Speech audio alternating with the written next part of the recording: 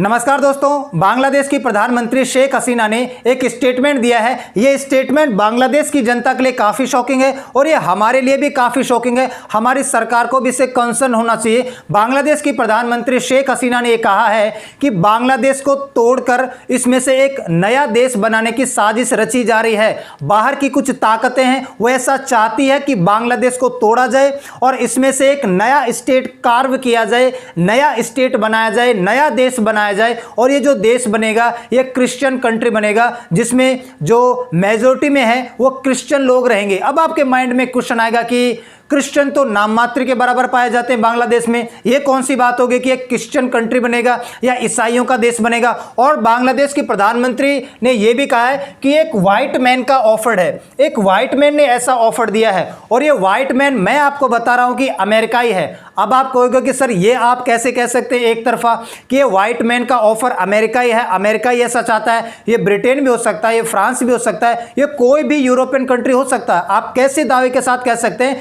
कि ये जो ऑफर आया है, ये जो व्हाइट मैन नाम का आदमी है ये कोई अमेरिका का ही है, वो ऐसा ऑफर दे रहा है, वो ऐसा दबाव बना रहा है बांग्लादेश के ऊपर कि बांग्लादेश या तो मेरी बात मान ले, नहीं तो हम इसमें से एक नया देश बना देंगे, एक नया कंट्री बना देंगे इसको तोड़कर, और वो क्रिश्चियन कंट्री होगा।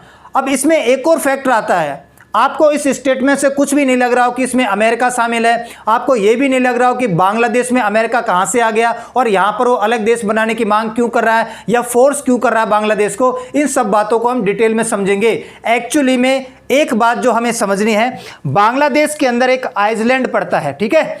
आइसलैंड से पहले आप एक बार स्थिति देखो, पूरी दुनिया में अमेरिका का डोमेन है और अमेरिका के बहुत ज्यादा पूरी दुनिया में एयरबेस बने हुए हैं, ठीक है। 179 लगभग 180 देशों के अंदर अमेरिका के एयरबेस बने हुए हैं। वहां पर उसकी आर्मी, नेवी या एयरफोर्स रहती है, ठीक है। 742 इसमें से मिलिट्री बेसेज है। 179 कंट्रीज में 742 से ज्यादा मिलिट्री बेसेज हैं और इसमें 1,71,000 से ज्यादा आर्मी, नेवी और एयरफोर्स के जवान अमेरिका ने डिप्लॉय कर दिए हैं। ये आपको जो स्टार दिखाई दे रहा है रेड कलर का, इन सभी जगह अमेरिका के आपको बेसेज पाए जाएंगे। हर जगह अमेरिका का आपको एयरबेस मिल जाएगा। जहां पर भी अमेरिका चाहता है वहां पर अमेरिका को एयरबेस मिल जाता है। अब एक रीजन आप ऑब्जर्व कर पा रहे होंगे, एक तो ये वाला रीजन और एक ये वाला रीजन। यहां पर अमेरिका को कोई भी जगह नहीं दे रहा है एयरबेस बनाने के लिए, है ना, अपने यहां पर आर्मी, नेवी या एयरफोर्स रखने के लिए, क्योंकि यहां पर अमेरिका चाहता है चाइना को काउंटर करना। यहां पर आपको चाइना दिखाई दे रहा होगा, तो चाइना को कैसे काउंटर किया जाए। इधर जो चाइना का ईस्ट चाइना सी है, ठीक है, और ये आपका साउथ चाइना सी है। यहां पर तो कोई बेस नहीं है। इधर आपको पता है कि यहां पर और यहां पर भी कोई बेस नहीं है। तो चाइना बहुत एग्रेसिव तरीके से आगे बढ़ रहा है, अपना विस्तार कर रहा है, आसपास के बहुत सारे देशों को दबा रहा है ना। तो इसको रोकने के लिए अमेरिका चाहता है कि आसपास कहीं ना कहीं यहां पर बेस मिल जाए। और सबसे बढ़िया लोकेशन उसको ये लगती है, ये जो इंडियन ओशन का रीजन है, ये जो बे ऑफ बंगाल है, यहां पर उसको कोई एयर बेस मिल जाए तो आराम से चाइना को भी यहां पर डिफेंड कर पाएगा, चाइना के ऊपर निगरानी रख पाएगा। चाइना का जो सारा का सारा व्यापार वाणिज्य इधर से गुजरता है, कैसे गुजरता है चाइना का व्यापार वाणिज्य, यहां पर देखो आपने अब तक यही सुना होगा कि चाइना पाकिस्तान इकोनॉमिक कॉरिडोर बना चुका है। चाइना ने चाइना पाकिस्तान इकोनॉमिक कॉरिडोर बना रहा है। यहां से गवादर पोर्ट पर सारा का सारा माल उतरेगा और यहां से सीधा चाइना में पहुंच जाएगा। पूरा का पूरा इंडियन ओशन को चक्कर लगाकर चाइना ले जाने की जरूरत नहीं है। वैसे ही चाइना ने चाइना म्यांमार इकोनॉमिक कॉरिडोर भी बना रखा है। चाइना म्यांमार इकोनॉमिक कॉरिडोर है ना, यहां पर इस बंदरगाह पर चाइना अपना सामान डॉक करता है और यहां से फिर ये सीधा चाइना में पहुंच जाता है। म्यांमार के अंदर भी इसने एक अपना इकोनॉमिक कॉरिडोर बना रखा है, जिसको चाइना म्यांमार इकोनॉमिक कॉरिडोर कहते हैं। और ये तो पूरी की पूरी एक पाइपलाइन बिछा रखी है चाइना ने, है ना। तो ये जो इकोनॉमिक कॉरिडोर है ये चाइना के इकोनॉमिक कॉरिडोर है। तो यहां से सारा का सारा माल चाइना में ले जाता है और यहां से सारा का सारा माल चाइना में पहुंच जाता है। यहां पर कोई ऐसी लोकेशन है ही नहीं। कई बार अमेरिका ने हमारे ऊपर भी दबाव बनाने की कोशिश की, हमसे भी रिक्वेस्ट करने की कोशिश की कि आप बड़े कंट्री हो, रेस्पॉन्सिबल कंट्री हो, आप हमें एयरबेस दे दो, जगह दे दो हमारी आर्मी, नेवी या एयरफोर्स रखने के लिए। लेकिन हम एक सॉवरेन कंट्री है, संप्रभुत्व कंट्री है। हमारे देश के किसी भी मसले में बाहर की ताकत हस्तक्षेप नहीं करेगी और हम इतने कमजोर भी नहीं है कि बाहर की ताकतों के बारे में जो भी वो कहे हम मान ले। तो हमने तो साफ साफ मना कर दिया। अब बचे पाकिस्तान और ये वाला। अब पाकिस्तान तो पूरा का पूरा फेवर करता है चाइना को, तो पाकिस्तान के साइड में भी अमेरिका की दाल नहीं गल रही है। लेकिन यहां पर आप देखो बांग्लादेश के आसपास में एक आइसलैंड पड़ता है। मैं आपको उस आइसलैंड की लोकेशन बताता हूं, उस लोकेशन को देखकर आप समझ जाओगे कि ये आइसलैंड कौन सा है। उस आइसलैंड का नाम है Martin island, Saint Martin island. ये आपको बांग्लादेश का मैप दिखाई दे रहा है और ये हल्की सी पूंछ निकली हुई है बांग्लादेश की, है ना। ये आपको बांग्लादेश का मैप दिखाई दे रहा है, ये हल्की सी पूंछ निकली हुई है। इस पूंछ को जब हम बड़ा करेंगे तो ऐसा कुछ दिखेगा और इस पूंछ के जस्ट नीचे यहां पर एक आइसलैंड पड़ता है जिसको बड़ा करने पर हमें ऐसा दिखाई देता है। इसी का नाम है सेंट मार्टिन आइसलैंड। कई बार यूएसए ने बांग्लादेश के ऊपर प्रेशर बनाया है, कई बार उससे बोला है कि आप हमें ये आइसलैंड दे दो, इस आइसलैंड के ऊपर हम अपना एयरबेस बनाएंगे, चाइना के ऊपर निगरानी करेंगे और पूरा का पूरा जो इंडियन ओशन है, हिंद महासागर है, यहां पर पूरी की पूरी निगरानी करेंगे ताकि चाइना यहां पर ज्यादा अपना दबाव या अपना प्रभाव ना जमा पाए। तो ये जो सबसे नीचे पूंछ निकली हुई है बांग्लादेश की, इस पूंछ के नीचे ये वाला जो आइसलैंड है इसका नाम है सेंट मार्टिन आइसलैंड। और ये कहा भी जा चुका है ना। बांग्लादेश के एक एमपी है जिनका नाम है राशिद खान, इन्होंने 2023 में कहा था कि इनका नाम है मेनन, राशिद खान मेनन। इन्होंने कहा था US want Saint Martin island, US चाहता है कि बांग्लादेश उसे सेंट मार्टिन आइसलैंड दे दे और बदले में जो भी पैसा बनता है वो पैसा रख ले, बस ये आइसलैंड उसको दे दे। और एक और बात, जनवरी में जब बांग्लादेश में इलेक्शन चल रहा था तो भी अमेरिका ने ऑफर दिया था कि हम आपके इलेक्शन को, है ना, बहुत ही बढ़िया बताएंगे कि सही तरीके से इलेक्शन हुआ है, किसी प्रकार की कोई दिक्कत नहीं बताएंगे अगर आप हमें सेंट मार्टिन आइसलैंड दे देते हैं या कहीं और जगह पे कोई एयरबेस बनाने के लिए हमें बोल देते हैं, हमें क्या कर देते हैं, इनवाइट कर देते हैं। तो उसके बाद में बांग्लादेश ने उस वक्त मना कर दिया। तो बांग्लादेश में जो जनवरी में इलेक्शन हुआ था, है ना, डेमोक्रेसी है बांग्लादेश में, लोकतंत्र है, वहां पर चुनाव हुआ था प्रधानमंत्री का, शेख हसीना प्रधानमंत्री है। और यूएसए ने चुनाव होने के बाद यह कहा था कि बांग्लादेश में ये जो इलेक्शन हुआ है ना, ये फ्री एंड फेयर नहीं हुआ है, ये सही तरीके से नहीं हुआ है। ये जो शेख हसीना है इसने वोटिंग मशीनों में, है ना, बूथ कैप्चरिंग करवाई है और गलत तरीके से चुनाव करवा के जीत गई है। चुनाव से पहले ऑफर आ चुका है यूएसए का कि आप हमें एयरबेस बनाने के लिए कोई जगह दे दो या सेंट मार्टिन आइसलैंड ले लो, आपका इलेक्शन होने वाला है, इलेक्शन में हम आपको फेयर करेंगे, अच्छा इलेक्शन बताएंगे। जब बांग्लादेश ने ये नहीं किया तो इलेक्शन होने के बाद ये बोला था अमेरिका ने, ये भी आपको दिखाई दे रहा है।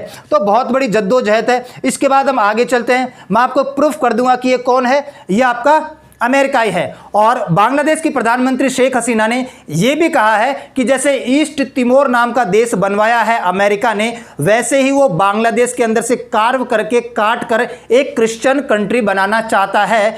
ऐसा वो कोशिश कर सकता है, इसकी वो पूरी की पूरी कोशिश कर रहा है। ठीक है, अब ये आपको देश पता होगा, ईस्ट तिमोर नाम का देश, दुनिया में जो सबसे नए देशों में बनने वाला देश है, क्रिश्चियन कंट्री है, वो आपको ईस्ट तिमोर दिखाई देता है। ईस्ट तिमोर कहां पड़ता है, देखो ये ऑस्ट्रेलिया है और ये आपका क्या है, इंडोनेशिया है। ठीक है, अगर आप देखोगे तो ये आपको सारा का सारा इंडोनेशिया नाम का देश दिखेगा। और इंडोनेशिया का ये वाला जो आइसलैंड है, ये वाला जो द्वीप है, इसको जब आप बड़ा करके देखोगे तो ये कुछ ऐसा दिखेगा, है ना। लोकेशन देख लो, ये इंडोनेशिया नाम का देश है ना। मलेशिया भी आ गया क्या, अरे इंडोनेशिया ले लो भाई, ये इंडोनेशिया नाम का देश है। इंडोनेशिया का आप मैप देखोगे तो इंडोनेशिया सबसे ज्यादा द्वीपों वाला देश आपको पता है, जिसमें 20,000 से भी ज्यादा द्वीप है।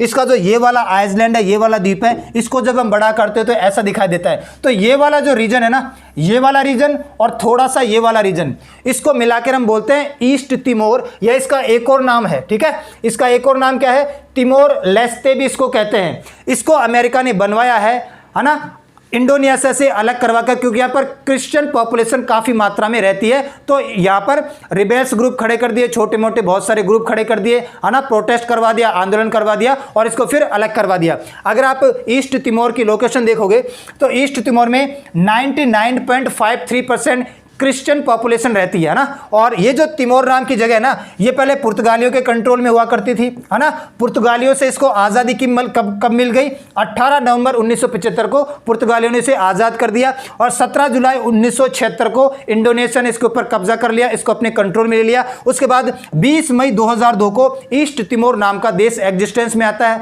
बन जाता है, क्रिश्चियन कंट्री बन जाता है ना, ये वाला एरिया और ये वाला एरिया। तो ये भी अमेरिका ने ही अलग करवाया है, क्रिश्चियन पॉपुलेशन वाला ज्यादा है। अब अमेरिका साजिश क्या रच रहा है, कैसे वो नया देश बनाएगा, उस बात को हमें समझना पड़ेगा कि कैसे अमेरिका यहां से नया देश बना सकता है। बहुत ही कॉम्प्लिकेटेड मामला, लेकिन मैं आपको सिंपल भाषा में समझाऊंगा। अच्छा, आपने म्यांमार का मैप तो देखा है, ये आपका म्यांमार का मैप है, ये वाला म्यांमार का मैप है ना। और म्यांमार का ये वाला जो स्टेट है इसका नाम है रखाइन स्टेट, और म्यांमार का ये वाला जो स्टेट है इसका नाम है चिन स्टेट, CHIN। तो ये वाला जो राज्य है इसका नाम है रखाइन स्टेट, और ये वाला जो राज्य है ये वाला है चिन स्टेट। बांग्लादेश का मैप भी आपने देखा है, ये आपका बांग्लादेश का मैप है। और ये वाला जो एरिया है इसको आप चिटगोंग स्टेट बोलते हैं, चिटगोंग बोलते हैं। और यहाँ पर कोक्स बाजार भी आपने सुना होगा, जो रोहिंग्या मुस्लिम्स यहाँ से म्यांमार से भागकर आए थे वो यहाँ पर कोक्स बाजार में रुके हुए हैं। अब इन सबको एक साथ जोड़ते हैं, ये एक साथ तो नहीं आ पा रहा है, हम जोड़ते हैं। अब हमें ये समझना पड़ेगा कि ये हमारा भारत है, ये हमारा नॉर्थ ईस्टर्न रीजन है, ठीक है। ये क्या है, म्यांमार है, और ये क्या है, बांग्लादेश। अभी मैंने आपको बताया ये वाला जो रीजन है ना, ये वाला म्यांमार का रखाइन स्टेट है, और ये वाला जो रीजन है ये वाला म्यांमार का चिन स्टेट है, ठीक है। इधर आप देखोगे तो ये वाला जो है ये वाला बांग्लादेश का चिटगोंग नाम का स्टेट है ना, चिटगोंग राज्य है, और ये हमारा नॉर्थ ईस्टर्न है। अब यहाँ पर देखो, जब सामने वाला आपकी बात नहीं मानता है तो फिर आप क्या करवाते हैं, रिबेल्स ग्रुप खड़े करवा देते हैं। जो वहाँ के रिबेल्स ग्रुप है, विद्रोही ग्रुप है, छोटे मोटे ग्रुप है, जो किसी बात को लेकर गवर्नमेंट के साथ नहीं बनती है। जैसे आपने सुना होगा कि पाकिस्तान जो आतंकवादी लोग होते हैं उनको फेवर करता है, उनको पैसे वगैरह दे देता है ना, उनका सपोर्ट करता है, फंड कर देता है ताकि भारत में घुसपैठ करवाई जाए। आपने नाम सुना होगा भारत में रेड कॉरिडोर का, है ना। जो नक्सलवादी होते हैं इनको बाहर से बहुत ज़्यादा फंड किया जाता है, पैसा किया जाता है ताकि कैसे भी करके भारत में अशांति बनी रहे, कभी शांति ना आ पाए। तो वैसे ही दो ग्रुप है इस रीजन में। कौन कौन से दो ग्रुप है, वो दो ग्रुप आपके ये वाले हैं। इन दो ग्रुप को जरा आपको समझना पड़ेगा, ठीक है। एक तो है कुकी चिन नेशनल फ्रंट, KNF इसको बोलते हैं, ये 2017 में बना है। ये एक रिबेल्स ग्रुप है इस रीजन में, कुकी चिन नेशनल फ्रंट, KNF इसको बोलते हैं। और एक रिबेल्स ग्रुप इंडिया के अंदर है, United Liberation Front of Assam, ULFA जिसको कहते हैं, United Liberation Front of Assam, ULFA जिसको कहते हैं। ये 1979 में बना था, और 2023 में वैसे इसने इंडियन गवर्नमेंट के साथ में समझौता कर लिया है ना। अब ये इतना एक्टिव नहीं है। उल्फा ग्रुप ने 2023 में इंडियन गवर्नमेंट के साथ समझौता कर लिया है। आउटलॉड उल्फा फंक्शन, उल्फा के फंक्शन को आउटलॉ कर दिया गया है, हटा दिया गया है। Sign agreement with Indian government, और ये एग्रीमेंट कब हुआ है, 29 दिसंबर 2023 को उल्फा ग्रुप ने इंडियन गवर्नमेंट के साथ बैठकर समझौता कर लिया, बातचीत कर लिया। अब ये ग्रुप ज़्यादा बड़े पैमाने पर एक्टिव नहीं है। तो एक तो ये बड़ा रिबेल ग्रुप पड़ता है इस रीजन में, है ना, जिसका नाम है उल्फा, और एक पड़ता है आपका KNF, Kuki China National Front. अब जरा इनको जोड़ने की कोशिश करते हैं। अपना ये मणिपुर है, और मणिपुर में आपको पता है कि कुकी कम्युनिटी रहती है ना। कुकी कम्युनिटी का नाम आपने सुना होगा, यहाँ पर कुकी कम्युनिटी रहती है, और विवाद भी तो चल रहा है। मैतेई और कुकी समुदाय के बीच में मणिपुर में विवाद चल रहा है। मैतेई समुदाय लगभग 50% के आसपास है, और कुकी समुदाय लगभग 40% के आसपास है मणिपुर के अंदर। और कुकी एक इथोनिक ग्रुप है, बहुत पहले से है ना, एक ट्राइबल ग्रुप है, पुराना ग्रुप है, लेकिन ज़्यादातर इन लोगों ने आज के टाइम पे क्रिश्चियन धर्म को अपना लिया है। तो हम ये कह सकते हैं कि मणिपुर में लगभग 40% के आसपास क्रिश्चियन लोग हैं, ठीक है।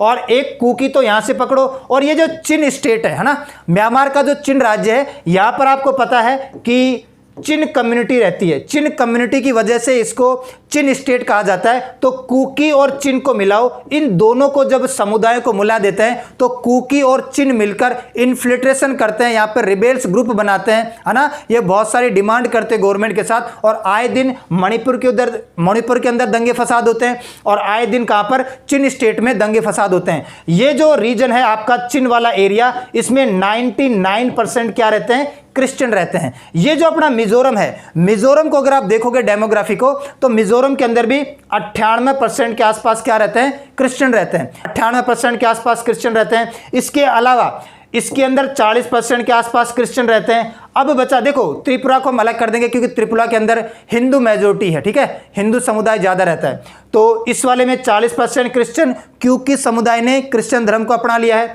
इसमें जो चिन समुदाय है पुराना, इसमें सारे के सारों ने क्रिश्चियन धर्म को अपना लिया है। तो 99% यहाँ पर कौन है, क्रिश्चियन है। ये आपका मिजोरम है, मिजोरम में 98% क्रिश्चियन पॉपुलेशन है। तो ये वाला एरिया तो तैयार हो गया। यहाँ से यहाँ तक ये वाला मिजोरम गया यहाँ से, ये वाला चिन एरिया गया और यहाँ से मणिपुर का आधा हिस्सा गया, ये वाला हिस्सा यहाँ से जा चुका है। अब करते हैं नीचे वाले हिस्से की बात, इसमें अभी बांग्लादेश नहीं आ पाया है। अब देखो रोहिंग्या मुस्लिम का आपने नाम सुना होगा। रोहिंग्या मुस्लिम्स म्यांमार से भगा दिए गए हैं और वो कहाँ पर आके रहने लगे हैं, ये आपका जो बांग्लादेश का चिटगोंग वाला रीजन है, यहाँ पर एक जगह पड़ती है कोक्स बाजार, है ना। तो ये भी रोहिंग्या मुस्लिम से है तो मुस्लिम, लेकिन ये पुराने वाले रोहिंग्या मुस्लिम से जो पहले से बहुत जमाने से यहाँ पर रहते आए हैं, इथोनिक ग्रुप है ना। तो ये भी ज़्यादा मुस्लिम लोगों को फॉलो नहीं करते हैं, इनका भी एक अलग अपना इथोनिक ग्रुप बना रखा है इन लोगों ने भी। तो अगर हम इसको भी जोड़ दें तो इस वाले रीजन को काट कर अमेरिका एक नया देश बनाना चाहता है, जिसमें कौन कौन सा रीजन है, म्यांमार का चिन और रखाइन स्टेट है, जिसमें भारत का मिजोरम और मणिपुर आ रहा है आधा सा, और जिसके अंदर बांग्लादेश का ये वाला रीजन आ रहा है। तो यदि बांग्लादेश अमेरिका को सेंट मार्टिन आइलैंड नहीं देता है तो वो साजिश कर रहा है। ये जो दोनों बड़े ग्रुप है, एक तो कुकी चिन नेशनल फ्रंट KNF को वो पैसा देता है, फंड देता है बड़े पैमाने पर, है ना, और उसको आंदोलन भड़काने की कोशिश करता है कि कैसे भी करके इस एरिया में शांति ना बन पाए, आप लोग एक अलग देश की मांग करो, क्रिश्चियन कंट्री की डिमांड करो। वैसे ही आसाम का ये जो रिबेल ग्रुप है, ये भी थोड़ा मोड़ा यहां पर एक्टिव है। वैसे अब इसने गवर्नमेंट ऑफ इंडिया के साथ समझौता कर लिया है, लेकिन अगर पैसा मिल जाए तो समझौता एक तरफ हो जाता है।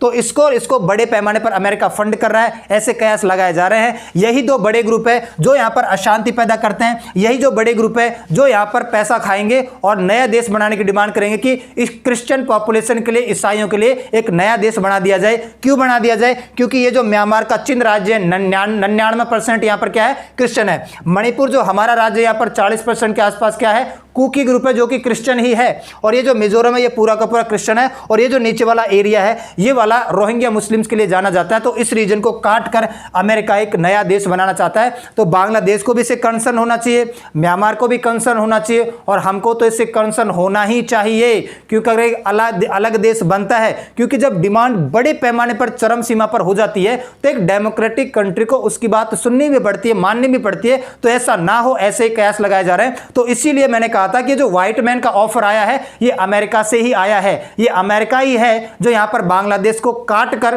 कार्व करके एक नया क्रिश्चियन कंट्री बनाना चाहता है। ठीक है, तो यही वाली बात है। आज के लिए इतना ही करते हैं, मिलते हैं नेक्स्ट क्लास में। तब तक के लिए सभी को धन्यवाद।